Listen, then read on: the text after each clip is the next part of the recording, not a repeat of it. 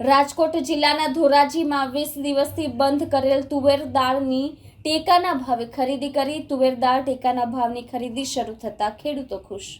ગુજરાત રાજ્ય સરકાર અને ગુજકો માસોલ દ્વારા તુવેર દાળની ટેકાના ભાવની ખરીદી શરૂ કરવામાં આવી હતી અને ઘણા ધોરાજી તાલુકાના ખેડૂતોએ લાભ લીધો હતો અને અચાનક તુવેર દાળની ટેકાના ભાવની ખરીદી બંધ થતાં ખેડૂતોએ તુવેર દાળની રજીસ્ટ્રેશન કરેલ હોય એવા ખેડૂતો આ બંધ કરાતા ખેડૂતોમાં નારાજગી જોવા મળી હતી।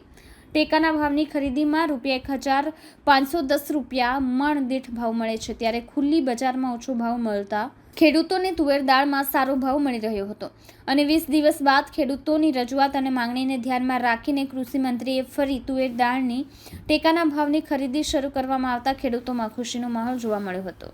મારું નામ જયેશભાઈ લાખાણી, ધોરાજી તાલુકાની અંદર તુવેરની અંદર ખરીદી 20 દિવસથી બંધ હતી, પણ સરકાર અને રાઘુજીભાઈ પટેલ મિનિસ્ટરે તાત્કાલિક નિર્ણય લઈને એમ કીધું કે 1 મહિનો લગન તુવેરની ખરીદી ચાલુ રહે। જે પણ ખેડૂતે રજીસ્ટર કરેલું, જેટલા ખેડૂત બાકી છે ને તમામની ખેડૂતની તુવેર લેવામાં આવશે, કારણ કે વચમાં અહીંયા ધોરાજીની અંદર તુવેરની અંદર ગોડાઉન નહોતા, મજૂર નહોતા, એટલે પ્રોબ્લેમ હતો, એટલે તો ખેડૂતનું લેટ રહ્યું, પણ સરકાર અને રાઘુજીભાઈનો નિર્ણયને આવકાર્ય કરીને ખેડૂતને ઉત્સાહ છે અને અત્યારે બધાની તુવેર વહી જાય।